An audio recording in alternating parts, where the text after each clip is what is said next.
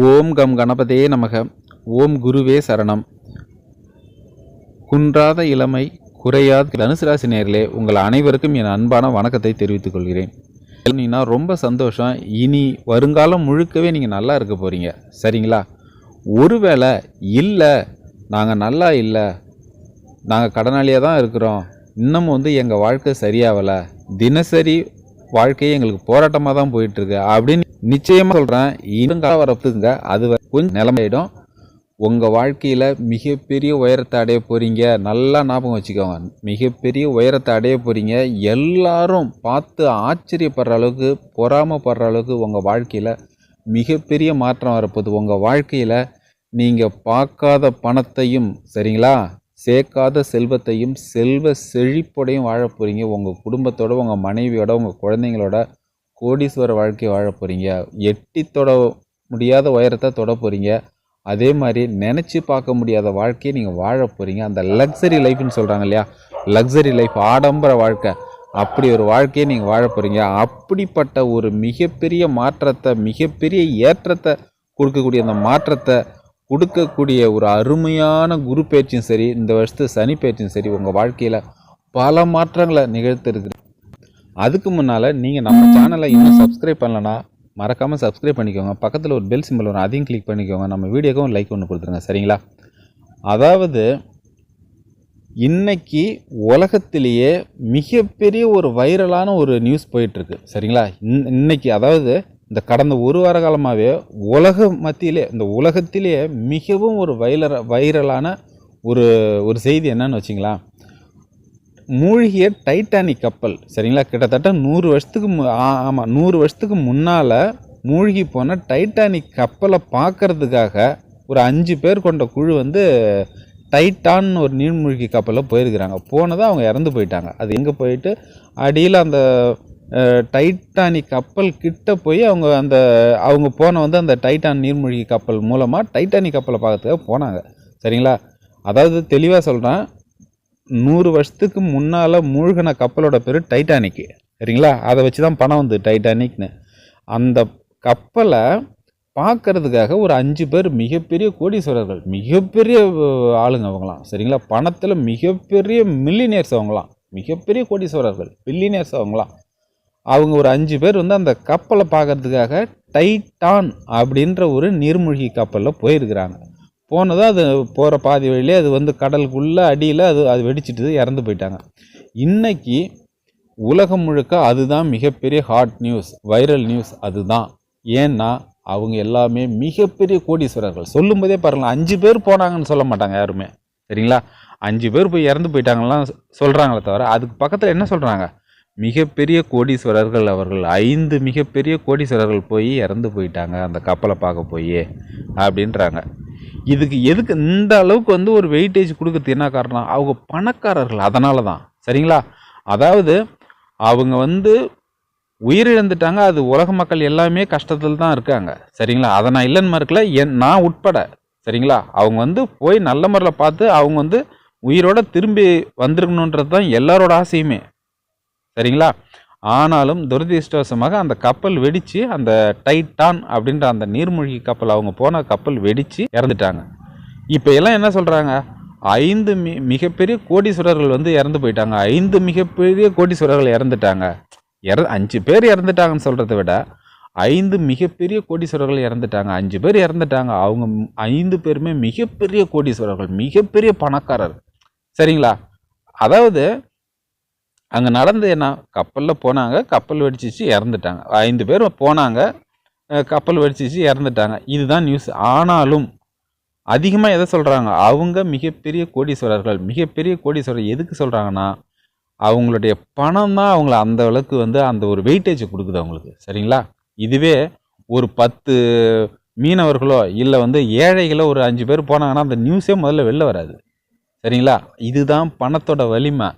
இத்தனை வருஷம் நீங்கள் இந்த ஏழரை சனியில் கஷ்டப்பட்டீங்கன்னா, காசு தான் மெயின். காசு இல்லைனாவே பிரச்சனை உள்ளே விழுந்துடும், சரிங்களா?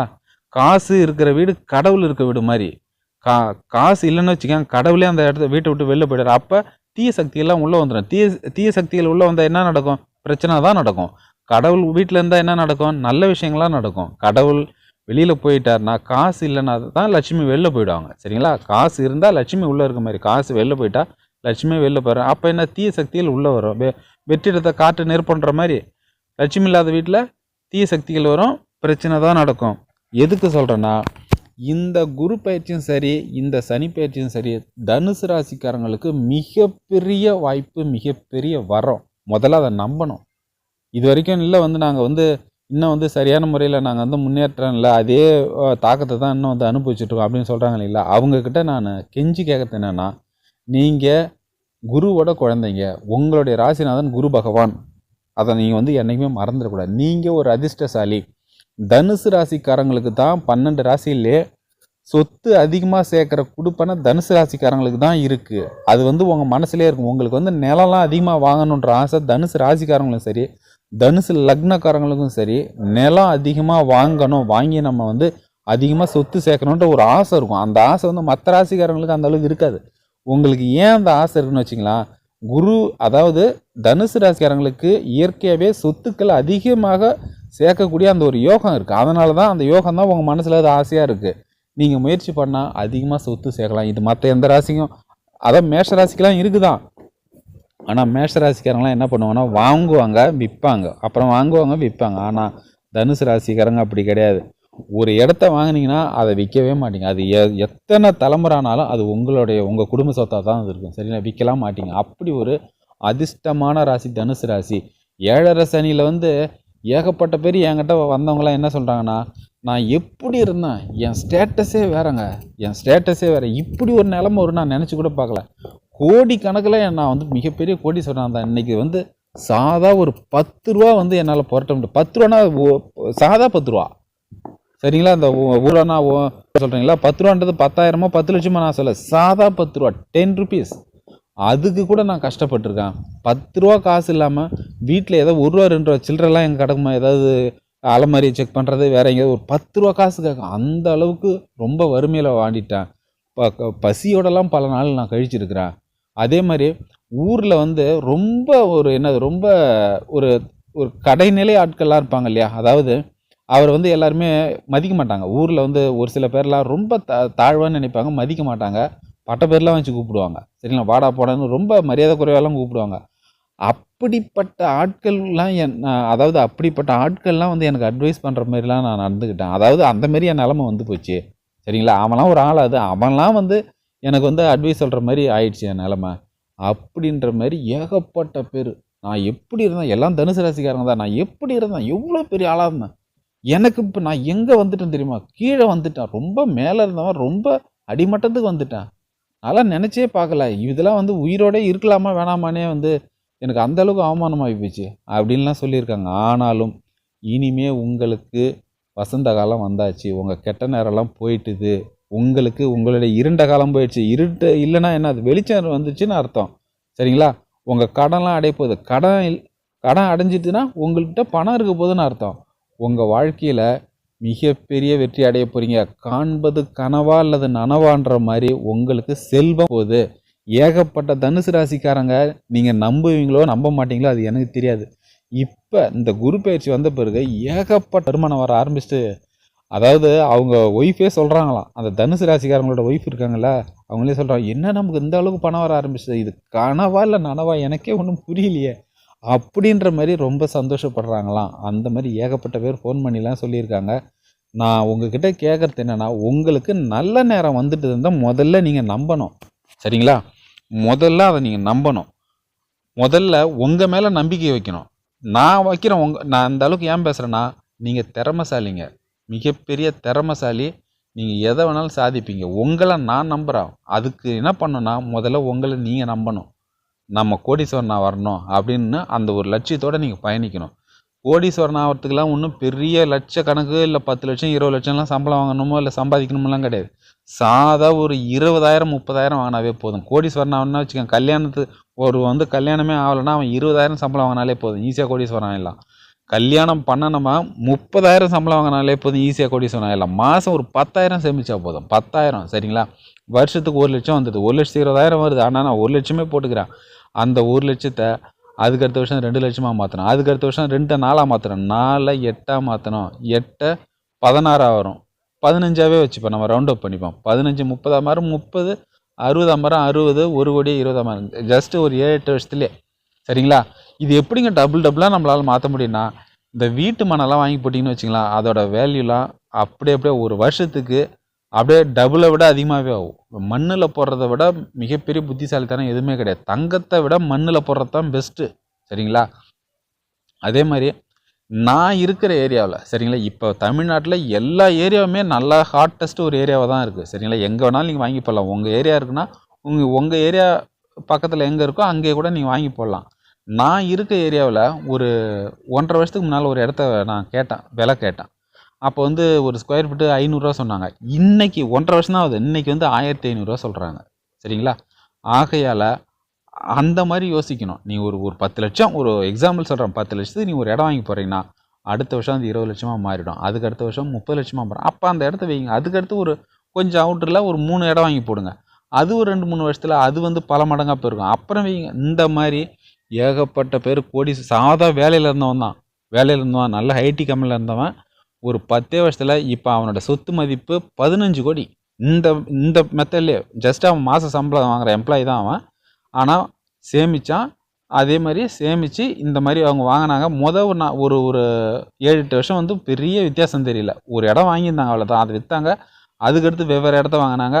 அப்படி இன்றைக்கி பார்த்தீங்கன்னா அவன் வந்து ஒரு 4-5 இடமும் வாங்கி வச்சுருக்கிறான். சொந்த வீடும் கட்டிட்டான். கோடிக்கணக்கில் பணமும் இருக்குது. இதையும் வேலைக்கும் போய்க்கிறான், இதை சைட்லேயும் பார்த்துக்கிறான். அந்த மாதிரி சிந்திக்கணும். ஈஸியாக கோடீஸ்வரன் ஆகிடலாம். கோடீஸ்வரர்லாம் ஒரு விஷயமே கிடையாது. இப்போலாம் வந்து கோடீஸ்வரன்றதுக்கு லட்சாதிபதிக்கு சமம். 1 லட்சம் பணமும் 10 லட்சம் பணமும் 1 கோடிக்கு சமம் இப்போ. சரிங்களா? அதனால் இந்த நல்ல நேரத்தை நல்ல முறையில் பயன்படுத்திட்டு உங்கள் வாழ்க்கையில் மிகப்பெரிய ஆளாக வரணும்னு நான் வந்து வேண்டி கேட்டுக்கிறேன். தனுசு ராசிக்காரங்களாம் ரொம்ப அதிர்ஷ்டசாலிங்க. முதல்ல நீங்கள் நம்பணும். உங்கள் மேலே முதல்ல நீங்கள் நம்பிக்கை வைக்கணும். உங்களால் முடியுன்றதை நம்பணும். சரிங்களா? அதை விட்டுட்டு இல்லை எங்களுக்கு இன்னும் நேரம் வரல. நீங்களாம் வந்து சிங்கம். சரிங்களா? தனுசு ராசிக்காரங்க ஒரு சிங்கம். சிங்கத்துக்கிட்ட நான் பேசின்னு இருக்கேன். அதே மாதிரி சிங்கத்தோட குகையில் வறுமைன்ற அந்த பேச்சே இருக்கக்கூடாது. அந்த வறுமையை விரட்டி அடிக்கணும். சரிங்களா? சிங்கத்தோட கோட்டைன்னா சிங்கத்தோட கோட்டையாக தான் இருக்கணும். அங்கே வறுமைக்கு உள்ள இடமே இருக்கக்கூடாது. உங்கள் வீட்டில் வறுமைக்கு இடமே இருக்கக்கூடாது. அதுக்கு என்னென்னலாம் பண்ணணுமோ முயற்சி பண்ணுங்கள். குரு பகவானும் சரி, சனி பகவானும் சரி, இன்னும் 3 வருஷம் சூப்பரான நேரங்க. அருமையான நேரம். சரிங்களா? அருமையான நேரம். அதாவது நேரம் போனால் உயிர் மாதிரி சொல்லுவாங்கள்ல, நேரம் போனால் திரும்ப கிடைக்காதுன்னு. இது ஒரு கோல்டன் பீரியட். நீங்கள் நினைக்கிறது எல்லாமே சூப்பராக நடக்கும். நீங்கள் எந்த வேலை முயற்சி எடுத்தாலும் 3வது இடத்துல சனி பகவான் இருக்கார். சரிங்களா? முயற்சி ஸ்தானம், வெற்றி ஸ்தானம், மூல திரிகோண பலம். அதேமாதிரி குபேர மூலையை பார்க்குறாரு. 5 7 9 இது வந்து குபேர மூலை. இதையும் அவர் பார்க்குறாரு. குரு பகவான் 5வது இடத்துல வந்துட்டு 7 9 இந்த இடத்தையும் பார்க்குறாரு. 9வது இடத்தையும் பார்க்குறாரு. 5ல் வேறு இருக்கார். அதிர்ஷ்டமான நேரம். இதை நல்ல முறையில் பயன்படுத்திட்டு உங்கள் வாழ்க்கையில் மிகப்பெரிய கோடீஸ்வரராக வரணும். இந்த பதிவை நீங்கள் பார்க்குறீங்கன்னா அந்த கொடுப்பனை இருந்தால் தான் பார்க்க முடியும். நீங்கள் கோடீஸ்வரனாக மாறணும்னு இந்த பிரபஞ்சம் உங்ககிட்ட சொல்லுது. அதனால தான் இந்த காணொலியை நீங்கள் பார்க்குறீங்க. ஆகையால் உங்கள் மேலே முயற்சியை வச்சு, உங்கள் மேலே நம்பிக்கை வச்சு உங்கள் வாழ்க்கையில் நீங்கள் முயற்சியை பண்ணி உழைங்க. ஆனால் உழைப்பு கண்டிப்பாக வேணும். சரிங்களா? நீங்கள் ஒரு பெரிய இலக்கத்தோட போகிறீங்கன்னா ஸ்மார்ட்டாகவும் நீங்கள் செய்யணும். அதேமாதிரி கடுமையாக உழைக்கணும். உழைச்சிங்கன்னா குரு பகவான் உங்களுக்கு பன்மடங்கு காண்பது கனவா அல்லது நனவான்னு நினைக்கிற மாதிரி சொல்கிற மாதிரி உங்களோட வளர்ச்சி மிகவும் அற்புதமாக இருக்கும். உங்களை சுற்றி யார் யார் கிண்டல் பண்ணாங்களோ, யார் யாரெல்லாம் உங்களை வந்து ரொம்ப தாழ்மையாக பேசுனாங்களோ அவங்க முன்னால் நீங்கள் பெரிய ஆளாக வர போகிறீங்க. இது வந்து நான் உறுதியாக சொல்கிறேன். உங்கள் வாழ்க்கையில் மிகப்பெரிய ஆளாக மாற போகிறீங்க. ஆகையால் இந்த நல்ல நேரத்தை நல்ல முறையில் பயன்படுத்திட்டு உங்கள் வாழ்க்கையில் மிகப்பெரிய ஆளாக வரணும் நான் கேட்டுக்கிறேன். இந்த வீடியோ உங்களுக்கு பிடிச்சதுன்னா மறக்காமல் லைக் பண்ணுங்கள். நம்ம சேனலையும் சப்ஸ்கிரைப் பண்ணிக்கோங்க. மறக்காமல் பெல் பட்டனையும் கிளிக் பண்ணிக்கிட்டு ஆல் ஆப்ஷனை கொடுத்துக்கோங்க. நன்றி, வணக்கம். வாழ்க வளமுடன். All the best.